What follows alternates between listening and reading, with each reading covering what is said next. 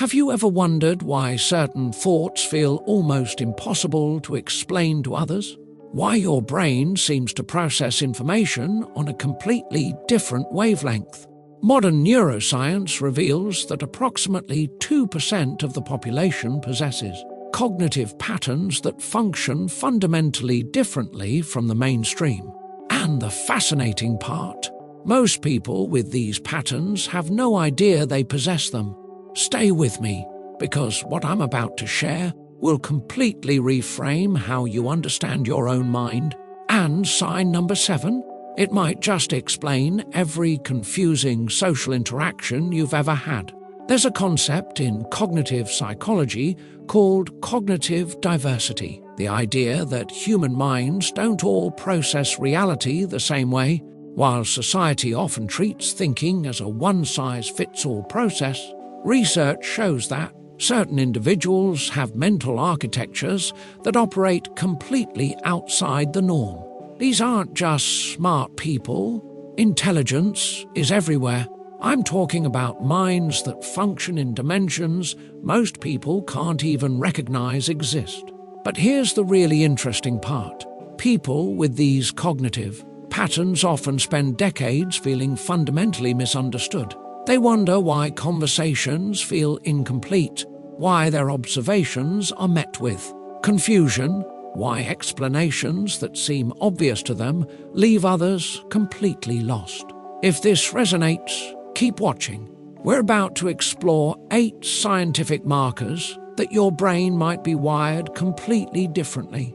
Sign 1. You see systems, not just parts. While most people process information as isolated data points, your brain automatically constructs entire systems.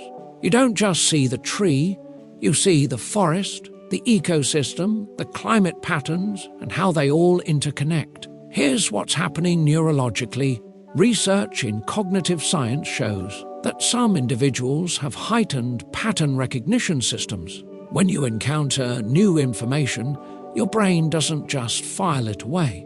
It immediately starts cross-referencing it with everything else you know, building complex webs of connection. This is why, in conversations, you might jump to conclusions that seem to come from nowhere. But they don't come from nowhere. They come from pattern matching happening at speeds that even you can't consciously track. Test yourself.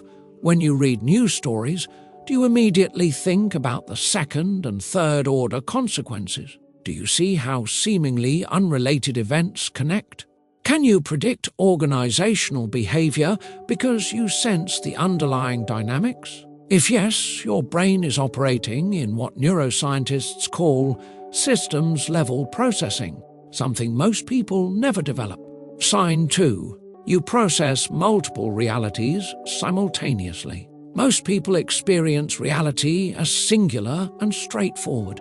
You experience it as layered and multidimensional.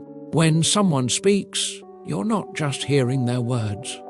You're simultaneously processing the literal meaning, the emotional subtext, their body language, the context of their life situation, what they're not saying, the psychological patterns driving their behavior. Cognitive researchers call this multi-level processing. Your brain doesn't choose one channel, it receives all channels at once. This explains why simple interactions exhaust you. While others are having one conversation, you're having 5 simultaneously. When someone says, "I'm fine," most people hear those 2 words. You're processing an entire psychological profile. The challenge?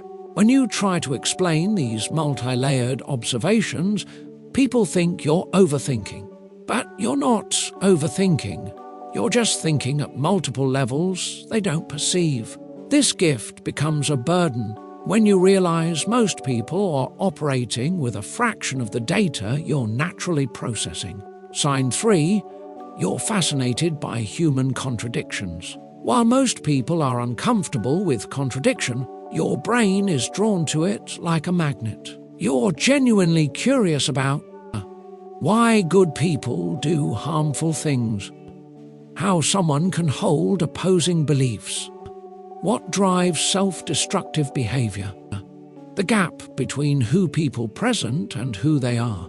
This isn't morbid curiosity. Psychological research shows this is a marker of integrative thinking, the ability to hold paradoxes without needing to resolve them immediately. Most people need clean categories: good, bad, right, wrong, hero, villain. Your brain recognizes that humans are walking contradictions, and instead of being disturbed by this, you find it endlessly fascinating. This is why you might be drawn to complex characters over simple heroes, psychological thrillers over action movies, true crime for the psychology, not the sensationalism, philosophical discussions about moral grey areas. But here's what makes this really interesting. This comfort with contradiction is actually a sign of cognitive maturity. You've moved beyond binary thinking into what developmental psychologists call dialectical thinking, the ability to see that opposing ideas can both be true. Most people never reach this level. You naturally operate from it. Sign 4. You feel like you're translating. Every conversation feels like translation work. You have a thought, then you have to 1. Simplify it dramatically. 2. Remove 3 layers of nuance. 3. Find an analogy people might understand. 4. Watch them still miss the point. 5. Smile and say, never mind. This constant translation is exhausting.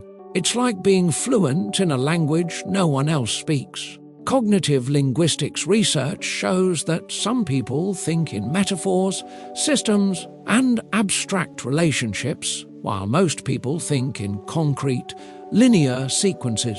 When these two types try to communicate, it's literally a translation problem. You might notice you prefer writing over speaking because you can craft your thoughts more carefully. Gravitate toward one-on-one conversations rather than groups. Use stories and analogies constantly because direct explanation doesn't land. Often say it's hard to explain because it genuinely is. This isn't a communication problem, it's a frequency problem. You're broadcasting in HD while most receivers only pick up standard definition. The real challenge isn't dumbing down your thoughts, it's finding the rare people who speak your language fluently. Sign 5. Logic feels incomplete to you. This might sound strange, but you don't trust pure logic. Not because you're illogical, but because you recognize logic's limitations. When others present purely rational arguments, you feel something's missing. You can't always articulate what, but you sense it. Research in decision science confirms your instinct. Pure logic often misses crucial variables that only intuition can detect. Your brain integrates logical analysis, intuitive sensing, emotional intelligence, pattern recognition, contextual awareness. You're not abandoning logic, you're embedding it in a larger framework. This is what researchers call integrative cognition, using multiple processing systems simultaneously. This is why you trust gut feelings even when you can't explain them logically. Spot flaws in technically sound arguments. Prefer creative problem-solving over rule-following. Get frustrated when people dismiss anything unmeasurable. Most people operate from either logic or intuition. Your rare brain has integrated both into something more powerful. To others, this looks like you're being inconsistent. But you're not being inconsistent. You're being comprehensive. Sign 6. You see through performance instantly. You don't just notice when people are being inauthentic. You can see exactly how they're protecting themselves and why. Psychological research on emotional intelligence shows that some people have highly developed abilities to read micro-expressions, detect incongruence between verbal and non-verbal communication, and sense emotional undercurrents. But you go deeper. You don't just see the mask, you understand what specific fear is driving it, what vulnerability they're protecting, who they really are underneath, why they need this particular defense mechanism. This is both a gift and a curse. While everyone else accepts social interaction at face value, you're constantly processing subtext. You're reading body language, spotting inconsistencies, sensing the emotions people are trying to hide. The burden? You're surrounded by performance. You watch people pretend to be confident when they're terrified, act happy when they're breaking, claim certainty when they're lost. And you're often one of the only people who can see the real person struggling beneath the costume. This leads to a profound form of loneliness. Sign 7, you experience existential isolation. This is different from regular loneliness. You can be surrounded by people who love you and still feel fundamentally alone in the universe. Existential psychology identifies this as a specific type of isolation that comes from perceiving reality in ways that seem impossible to share. It's not about lacking connection, it's about the depth of connection available. Your mind naturally gravitates toward questions that others find uncomfortable. What's the actual meaning of all this? How do we reconcile beauty and suffering?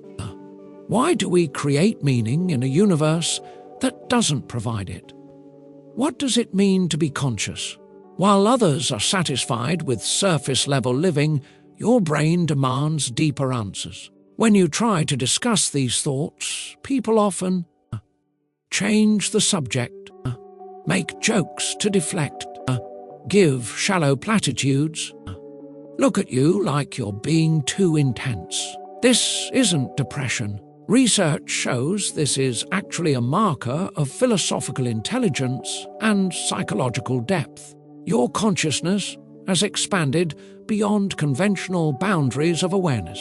The challenge is that you're experiencing the vastness of existence, while others remain focused on the narrow band of daily concerns. You're not being dramatic, you're being honest about the weight of awareness. Sign 8.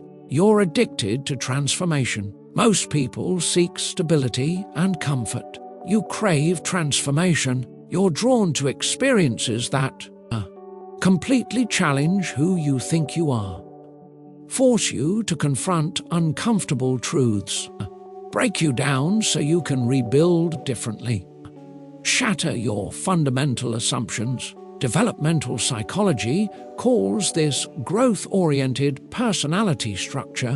While others avoid change, you're magnetically attracted to it. You might notice you repeatedly seek out challenging experiences others would avoid. Feel restless when life becomes too predictable. Understand that crisis often precedes breakthrough. Need to completely transform, not just improve. This isn't restlessness or dissatisfaction. It's a deeper drive toward becoming. Your consciousness isn't content with incremental change. It demands alchemical transformation. Most people spend their lives resisting change and clinging to familiar patterns. Your brain is wired to seek the chaos of transformation because it understands this is how authentic evolution occurs. You're not just open to change, you're called to it by something deeper than conscious will. So there you have it. 8 scientific markers that your brain functions in ways that 98% of the population simply cannot access. If you recognized yourself in these patterns, understand this. Your different mind isn't a burden. It's an evolutionary advantage. Your ability to see systems, process multiple realities, embrace contradiction, translate complex ideas, integrate multiple ways of knowing, read authentic truth beneath performance, grapple with existential questions, and seek transformation. These aren't signs of being broken. These are signs your consciousness has expanded beyond ordinary boundaries. You're not weird, you're advanced. You're not difficult to understand, you're operating at a frequency that invites others to evolve. The next time you feel isolated by your unique perspective, remember, there is an invisible network of minds like yours scattered across the world, each one processing reality at these deeper levels, each one contributing to human evolution in ways most people will never perceive. Your mind isn't a problem to solve, it's a gift to share. The question isn't whether you have this type of brain. If you've watched this far, you probably do. The question is, what will you do with this understanding?